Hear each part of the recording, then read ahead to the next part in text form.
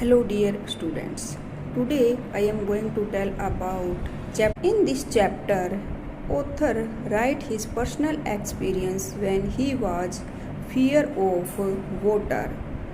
But one day his father took him to beach and a wave swept down over him. That's why he feels scary of water. But gradually he want to come over his fear. He decided to learn swimming. So he went YMCA pool and start swimming. One day he was alone at the YMCA pool.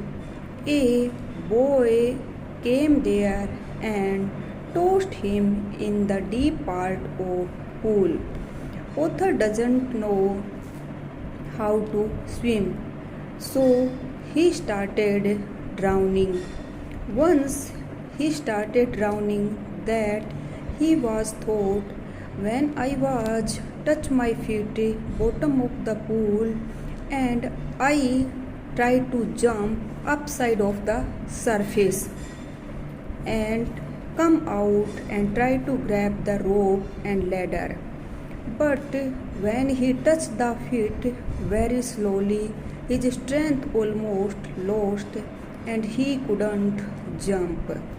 But second time he start drowning, that he also remained in his strategy in his mind and try to jump when his feet touched to the floor of the pool. But nothing happened also second time, and third time his lungs almost burst and he fell unconscious, and just a unconsciousness over on his mind. He started third time drowning, and after that he couldn't remember what had happened. When he got wake up, he found himself bank of the pool. People are shouting there, the boy almost dead. And the boy who had tossed him in the deep water, who only called, I am just kidding. My intention was not like that.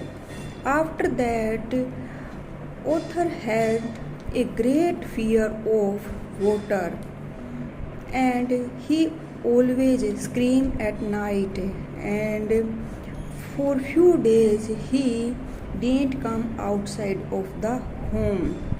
But at last he decided to learn swim, and he hired a instructor.